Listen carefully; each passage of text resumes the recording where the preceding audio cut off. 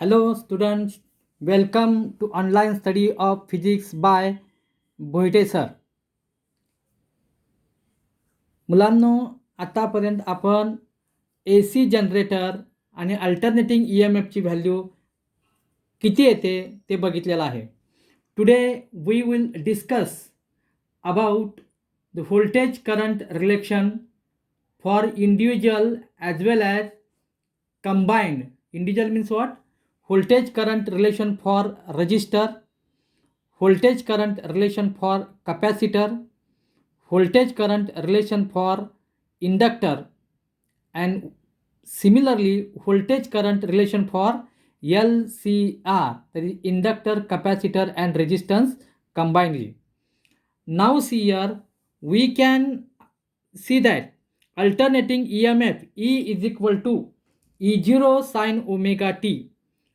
As we know that omega is equal to 2 pi upon t, then that equation becomes E0 sin 2 pi upon capital T into small t. This is the value of alternating EMF. This voltage is applied to pure resistor. Now listen here. The resistance R is connected in series with alternating source of EMF. This is a symbol of alternating source of EMF, that is E is equal to E0 sin omega t. This is the voltage whose direction and magnitude is continuously changes with respect to time. The polarity of voltage are continuously changes. Then when the resistance R is connected in series with alternating source of EMF, then its instantaneous value is given as same this value E is equal to E0 sin of omega t. सर्वांच्या लक्षात येते का बघा. But this is equation number 1. But according to Ohm's law, we know that the relation between resistance and current and voltage, that is EMF is given as, voltage is given as product of current and resistance. Voltage म्हणजे काय असतं? I into R. Comparing both these two equations, we easily get IR is equal to E0 sin of omega t. मुलांनो, लक्षात येते का बघा. ह्या दोन बाजू सारख्या असल्यामुळं ह्या दोन बाजू सारख्या आहेत आणि आपल्याला इक्वेशन मिळालं IR is equal to E0 sin omega t. It's very easy to find out the value of I from this equation. Therefore I is equal to E0 upon R into sin of omega t. बघा, हेच equation मी असं लिहितोय, I is equal to I0 sine of omega t. आता तुमच्या लक्षात आलं असेल मुलांनो, I0 म्हणजे आपण कशाबद्दल सबस्टिट्यूट केलं आहे? E0 upon R. म्हणजे I0 is peak value of current, maximum value of current. Isn't it? बघा, आपण E0 अपॉन R म्हणजेच I0 इथं I0 मध्ये घातले, म्हणजे ह्याच्याऐवजी काय घातलं आपण? I0. आता तुमच्या लक्षात आलं असेल, कम्पेअरिंग विथ ओहम्स लॉ, हे जर ओहम्स लॉशी कम्पेअर केलं, Ohm's law is equal to IR म्हणजेच E0 is equal to I0 into R. हे जर ओहम्स लॉशी कम्पेअर केलं तर आपल्याला असं लक्षात येईल, register similarly behaviour. The behavior of resistor is similar for AC and DC voltage. बघा, याच्यावरून आपल्याला काय मिळतं आहे? E0 is equal to I0 R. DC ला काय होतं बघा? V is equal to IR. AC ला काय होतं आहे? E0 into I0 into R. म्हणजेच behaviour of R in DC and AC circuit is same. Means what? R can reduce DC as well as AC equally effectively. म्हणजे AC आणि DC वर same परिणाम होतो. कशाचा? R चा. And this current is called as alternating current. याला alternating current का म्हणतात ते आपण बघणार आहे. याला अल्टरनेटिंग EMF का म्हटलं आहे ते आपण बघितलेलं आहे. आता हा जो आपण ग्राफ काढणार आहोत तो ऑलरेडी आपण अगोदर बघितलेला आहे. इथं मी तुम्हाला पुन्हा सांगणार आहे ग्राफ. बघा परत परत तुम्ही विसरू नका, कारण हे ग्राफ आपल्याला पुढे पुढं कपॅसिटर सर्किटला, इंडक्टर सर्किटला आणि पुढच्या सर्किटना बघायचे आहेत. ह्यासाठी आपल्याला हे इक्वेशन लक्षात येते का बघा. या value of alternating EMF only depending upon the time. As time changes the value of it changes. आता बघा आपण वेगवेगळ्या व्हॅल्यू घालूया. मी तुम्हाला ते इक्वेशन दाखवलं आहे, हे इक्वेशन काढून दाखवलं आहे. First we substitute the value of टीच्या व्हॅल्यू आपण वेगवेगळ्या घालणार आहोत.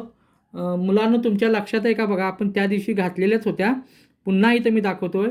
T इज इक्वल टू 0 घ्यायचं, म्हणजे कॅपिटल T/4ला 0 1 2 3 गुणत जायचं. ह्या टीच्या व्हॅल्यू आहेत. 0 गुणलं 0 आलं, परत T/4ला 1 गुणूया, परत 2 गुणूया, again 3 into T/4, again 4 into T/4, 5 into T/4. Similarly, this is going on continuously. 5 T/4. हे ज्यावेळी आपण बघतो त्यावेळी बघा आता हे इक्वेशन इथं वर पुन्हा लिहितोय. E is equal to E0 sine of omega t. टीच्या व्हॅल्यू बदलल्या तर ओमेगा टीच्या व्हॅल्यू काय येतात बघा. आपण आता बघूया. पहिल्यांदा T0 घाला, काय उत्तर येईल? ओमेगा टीचं 0. लक्षात येतं आहे. नंतर T/4 घाला, किती येईल? π/2. नंतर किती येईल? 0. आता याच्यासारखंच π/2ला 0 1 2 3 सॉरी नंतर 0 नाही, नंतर 0 π/2, 2 π/2, नंतर 3 π/2, 4 π/2, 5 π/2. इथं जसं आपण T/4ला 1 2 3 0 1 2 3 गुणलं होतं तसं इथं कितीनं गुणायचं आहे? π/2ला 0 1 2 3 गुणायचं आहे. याच्यानुसार मग साइन ओमेगा टीच्या किमती किती येतात बघा. साइन ओमेगा टी बघा, साइन 0 0, साइन π/2 1, साइन π 0, साइन 3/2 -1. म्हणजे हे कंटिन्युअसली अल्टरनेट 0 1 0 -1. म्हणजेच ईच्या व्हॅल्यू काय होतात बघा. बघा इथं साइन ओमेगा टीची व्हॅल्यू किती आली पहिली? 0. E0 इंटू 0 म्हणजे किती येईल? 0. साइन ओमेगा टीची व्हॅल्यू नंतर किती येते? 1. म्हणजे E0ची व्हॅल्यू किती येईल? E0. सिमिलरली बघा 0 -E0 0 E0. Now it is easy to plot the graph of current with respect EMF with respect to time. आता आपण ग्राफ काढूया. ओरिजिन काय घ्यायचं आहे? 0 0. इकडं ॲक्सिसला काय घेतलं आपण? हे प्लस E0. इकडे काय घेऊया? Minus E0. आणि ओमेगा टीच्या व्हॅल्यू कशा बदलतात? 0 π/2 पाय 3 π/2 2 पाय कंटिन्युअसली गोईंग ऑन. आपल्याला वर दिल्यात ह्या सगळ्या व्हॅल्यू. आता आपण व्हॅल्यू सबस्टिट्यूट करायच्या आहेत बघा कशा. ओमेगा टी 0 असताना हा ओमेगा टी आहे. ई किती आहे बघा? 0. म्हणजे पहिला पॉईंट कुठे येईल? इथे येईल. ओमेगा टी π/2 असताना ई किती आला? E0. म्हणजे बघा ओमेगा 2 π/2 हा किती आहे? कळते का? तुमच्या लक्षात येते का बघा. सिमिलरली हा पॉईंट कुठे येईल? इथे येईल. बघा ओमेगा टी पाय असताना किती आलं? 0 आलं. नंतर 3/2ला किती असताना? -E0 आलं. म्हणजे इथे पॉईंट येईल. पुन्हा हा पॉईंट इथे येईल. आता जर आपण हे पॉईंट जोडले सगळे तर हा ग्राफ कसा येईल? असा येतो बघा.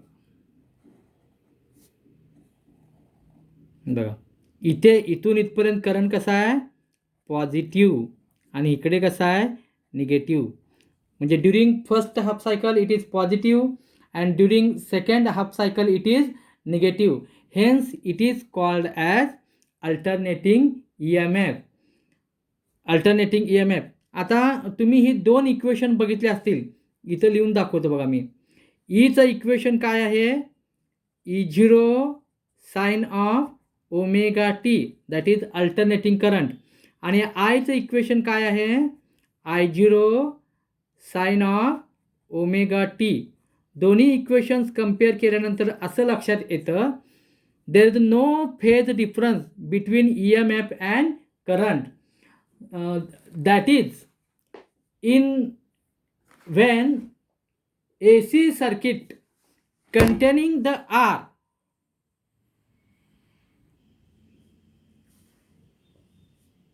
when AC circuit containing the, sorry बच्चो, मुलांनो सॉरी, चुकून तो बल्ब खाली पडलेला आहे, आपण कंटिन्यूअस करूया. when AC circuit containing the R, current and voltage are in same phase. आता जर ग्राफ काढला आपण करंटचा, ह्याच ग्राफवर मी काढणार आहे बघा. फक्त इथं आयच्या व्हॅल्यू आपण बघणार आहोत बघा कशा येतात. आयच्या व्हॅल्यू सेम काय आहे, सेम येणार. पहिल्यांदा काय येईल, 0, नंतर काय येईल, I0, नंतर काय येईल, 0, कारण दोन्ही साइन ओमेगा टी आहेत. नंतर काय येईल, -I0, 0, परत I0. आणि जर आपण ग्राफ काढला, ग्राफसाठी आता हे मी छोटं काढतोय तुम्हाला वेगळं वाटावं म्हणून ना, या दोन्ही ग्राफ सारखेच येतात. इकडे I0 आणि इकडं -I0. बघा, पहिला पॉईंट इथे येईल, दुसरा पॉईंट इथे येईल, तिसरा सेम, चौथा इथे येईल. कळतंय का, म्हणजे ग्राफ तसाच येईल. हा सेपरेट ग्रीन डॉटेड ग्राफ जो काढला आहे तो कशाचा आहे, अल्टरनेटिंग करंटचा. हे खालीवर का काढले, दोन्ही ग्राफ एकाच ठिकाणी येतात, पण तुम्हाला हे ओळखता यावेत म्हणून हे मी सेपरेट काढलेत. ह्या दोन्ही ग्राफ म्हणजे तुमच्या लक्षात येतं का बघा, जेव्हा करंट मॅक्झिमम असेल तेव्हाच EMF मॅक्झिमम असतो, जेव्हा करंट 0 असेल तेव्हाच EMF सुद्धा काय आहे, 0 आहे. म्हणजे अल्टरनेटिंग EMF. आता बघा, फर्स्ट पॉझिटिव्ह हाफ सायकलमध्ये करंट काय आहे, पॉझिटिव्ह, अँड सेकंड हाफ सायकलमध्ये करंट काय आहे, negative. That's why this current is also known as alternating current. कळतंय का. आता याच्यावरून आपण काय सांगतो, E and I are in same phase.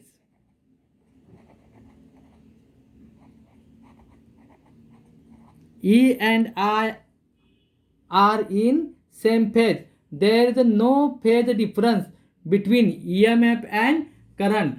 Therefore, their phasor diagrams are along the same line.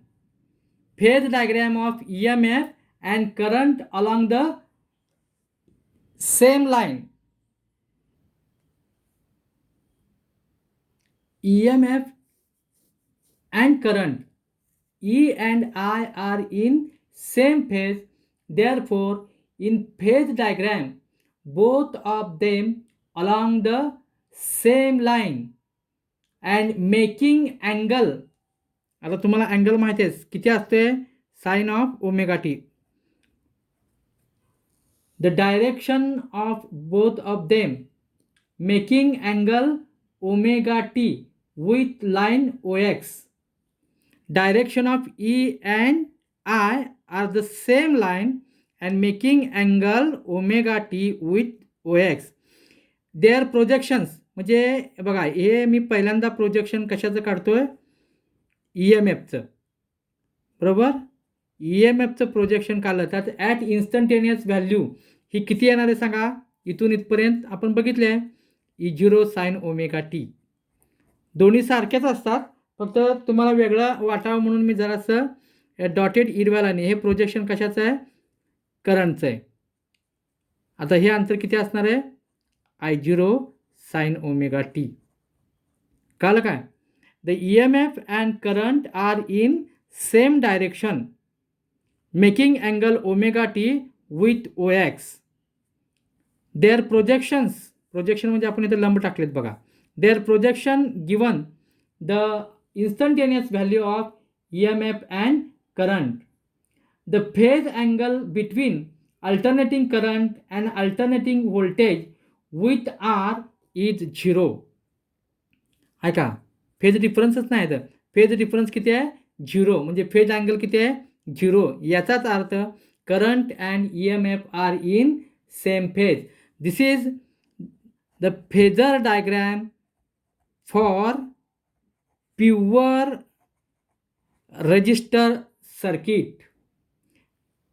Pure resistive circuit means when resistance is applied, AC voltage is applied to pure resistor, then alternating instantaneous value of current is I0 sin omega t, instantaneous value of EMF is E0 sin omega t, and the phase difference or the phase angle between alternating current and alternating voltage through the R is 0, and that is shown in this figure. This is the phasor diagram for purely resistive circuit. तुमच्या लक्षात आलं का विद्यार्थ्यांनो? अशाच प्रकारे आपण C आणि L circuit, capacitor circuit आणि इंडक्टिव्ह सर्किटला बघणार आहोत. टेक्स्टबुकचा वापर करायचा आहे. हे ग्राफ तुम्ही पुन्हा स्वतः काढायचा प्रयत्न करायचा आहे, सूक्ष्म रीतीनं वाचन करायचं आहे आणि काही शंका असल्यास माझ्याशी कॉन्टॅक्ट करायचा आहे. Thank you for watching my video.